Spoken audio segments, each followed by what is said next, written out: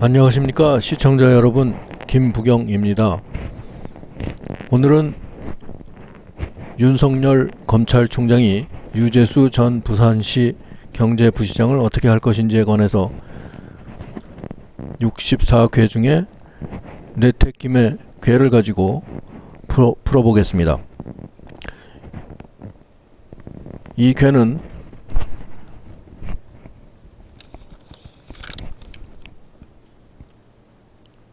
셋째 딸이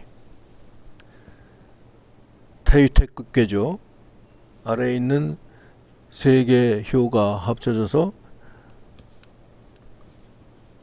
태유태궤를 형성합니다. 그리고 이것은 귀매라고 이름을 했는데, 귀매라는 것은 시집가는 아랫누이가 됩니다. 아랫누이가 시집을 가는 것이죠. 그래서 시집을 가버리기 때문에 흩어지고 마는 것이죠. 말하자면 윤석열 검찰총장하고 유재수 전 부시장이 서로 흩어지기 때문에 결과적으로 이 궤는 안 된다는 것입니다. 그러니까 윤석열 검찰총장은, 그리고 검찰은 강한 남자처럼 밀고 나가면 안 된다. 그래서 귀매는 강하게 밀고 나가면 칠정자죠. 정벌할 정자요. 정하면 흉하니 무소리하니라 했어요. 무소리는 이로울 곳이 없다, 결실을 맺을 수 없다 하는 뜻이 됩니다. 다시 돌아가서 지문을 읽도록 하겠습니다.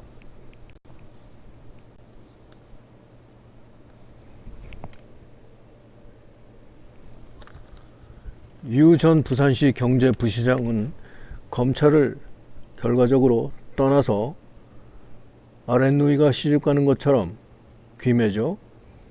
뇌택귀매계에서 아랫누이가 시집가는 것처럼 흩어져 떠나가고 말 것이기 때문에 검찰은 할 수 있는 한도 이상으로 나아가서는 아니 된다는 것입니다. 윤석열 검찰총장이 더 이상 강하게 밀고 나가면 불긴하므로 결실을 이룰 바가 없다. 이것을 정흉무소리라고 했습니다. 칠정자, 흉할 흉자, 치면 흉하다 하는 것이죠. 무소리는 바유자인데 바소자로 씁니다. 그러니까 이로울 이자지만 원형 이정의 이자니까 가을이고 결실입니다. 그러니까 결실이 없을 것이기 때문에 또한 불길하다는 것입니다. 이렇게 문항은 뇌택귀매궤에 관련해서 괴사로서 말렸습니다. 윤석열 총장으로 하여금 더 이상 강하게 밀고 나가지 않도록 말린 것입니다. 공자는 이어서 검찰의 위상으로 처리하기에는 마땅지 않다고 그 정흉의 이유에 대해서 설명했습니다. 위부당냐, 위치가 정당하지 못하다, 마땅하지 못하다 하는 것이죠. 그러면 다시 괴상으로 볼 때는 검찰이 태유태궤죠. 태유태궤로서 하궤에 자리 잡아서 셋째 딸인 태소녀와도 같이 철없이 기쁜 마음만을 따라서 발동을 한다면 열이동이죠. 설명할 설자인데 기쁠 열로 읽습니다. 열이동 하면은 패망을 초래할 것이기 때문입니다. 혹시라도 윤석열 총장을 응원해서 끝까지 밝히고 몸통까지 쳐내기를 고대하는 사람이 있다면 그들도 마찬가지로 이제 마음을 반드시 정리해야 할 것입니다. 그렇게 고대하는 이가 국민이든 정당이든 헌법의 중고한 저항권을 뛰어넘는 위법 사실에 대해서는 국법대로 처벌이 따를 것이고, 설사 큰 소리로 외친다고 해도, 말소리로 뜻을 나타내기만 한다고 하더라도, 아니면 마음속으로만이라도 미워하고 누구라도 처벌받기를 바란다고 할지라도 하늘로부터의 준엄한 심판마저 면할 수는 없을 것이기 때문입니다. 국민이나 정당이나 국법에 따른 권리와 의무가 주어져 있으며 권한을 넘어서는 일은 하지 못하게 되어 있고, 권한 밖의 일일수록 법정기관 직책, 직무, 직위에 맞추어 할 수 있는 범위가 제각기 다르게 정해져 있고 또한 더불어 그에 따른 소정의 절차가 있는 까닭입니다. 하늘은 지금 유 전 금융위원회 금융정책국장 수사를 놓고 뇌택 귀매 괴로서 시집가는 법이 천지간의 제일 무서운 대의라고 경고합니다. 귀매는 천지지대의야 라고 했죠.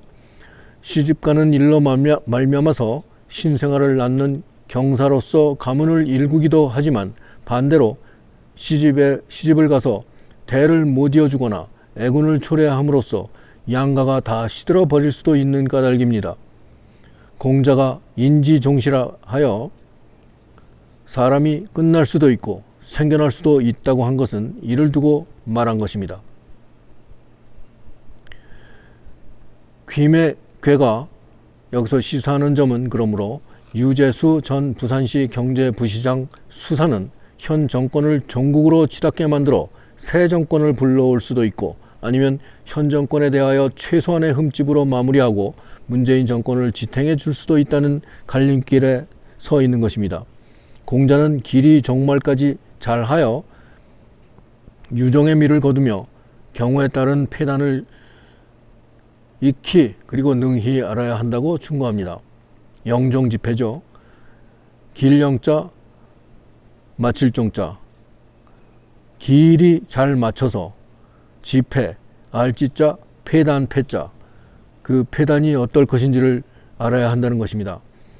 따라서 이 수사는 작금의 가장 결정적인 사안이기 때문에 검찰의 권한을 넘어서서 처리할 수 없으니 다만 피의 사실을 구성하는 공소 사유의 법적 근거를 처리를 하기만 하되 심판의 대상이 되게 할 요건 사실에 대한 특정도 없이 그 요건 사실을 심리하기 위한 기초 사실에 의한 기재도 없다면 그런 공소장은 기각되어야 마땅할 것입니다. 만일 이와 같은 공소장으로서 유 전 부시장 너머의 최종 몸통을 공소하려 한다면 그런 검사는 파면시켜야 하는 것일지도 모릅니다.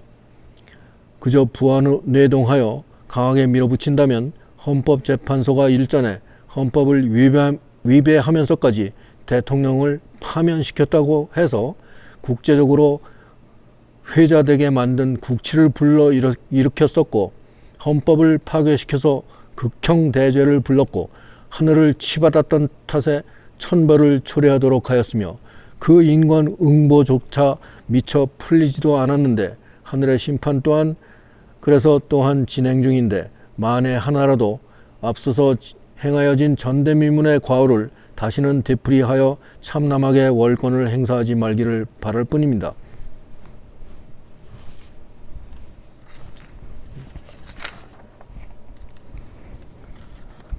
그러면 다시 돌아가서 윤석열 검찰총장 이하 검찰이 유재수 전 부산시 경제부시장을 어떻게 대우해야 되는지, 어떻게 대우해서 보내야 하는지 하는 것을 간략히 몇 가지를 추가해 말씀드리겠습니다. 윤석열 검찰총장이 앉아 있는 이 자리는 3효인데 그 세라고 써 있죠. 그 3효는 이렇게 설명합니다. 귀매 이수인이 반귀 이재인이라 했습니다. 귀매를 그 잡아온 종, 돈 주고 사온 종으로서 하니 말하자면 시집 아랫누이를 시집 보내는데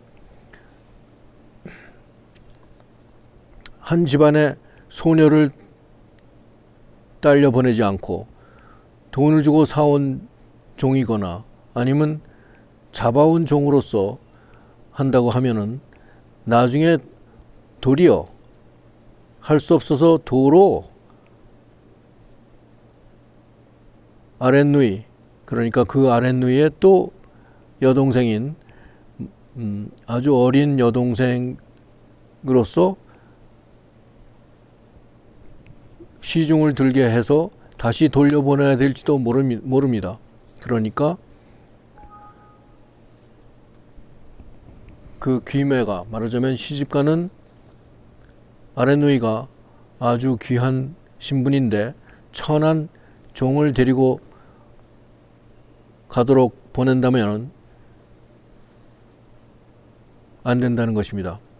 그럴 수는 없기 때문에 친척종 또는 집안의 종을 달려 보내가지고 시중을 들게 해야 된다는 것입니다. 말하자면 유재수 전 부시장을 잘 대우해 보내야 한다는 것이죠. 그리고 다시 6효를 보겠습니다. 6번째 꼭대기에 있는 효에 응효라고 써 있는 부분에 유재수 전 부시장이 자리하고 있죠. 그 괴에는 여가 승광무실이라 라고 했는데, 승광무실은 뭐냐면 광주리 광자죠. 광주리를 받쳐들고, 광주리는 반지그릇이죠.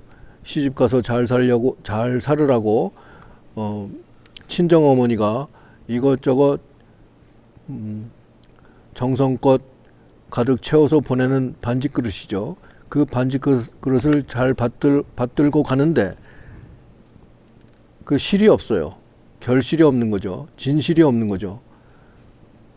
그러니까 유재수 전 부시장이 앉아있는 자리에 효의 사가, 주공이 쓴 효사에 여자가 반지그릇을 받들어 들고 가는데 그 안에 물건이 없는 거예요. 그러니까 짐승 잡는 일에 비유할 때 사가 규양무혈이니 했어요. 그러니까 짐승 잡는 그 무리들의 사냥꾼들이 양을 잡아도 피가 없다 해서 규양무혈이죠. 양을 잡아도 피가 없으니 좋지 않은 얘기죠. 제대로 일이 안 된다는 뜻이에요.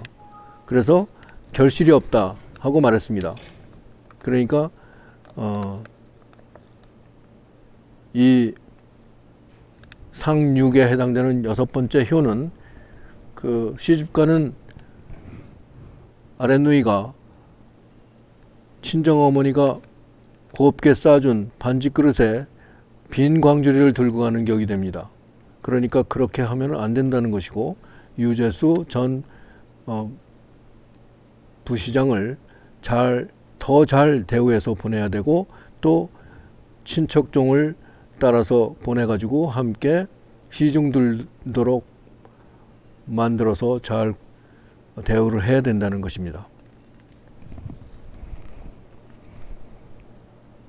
이상 시청해 주신 분들께 감사드립니다. 안녕히 계십시오.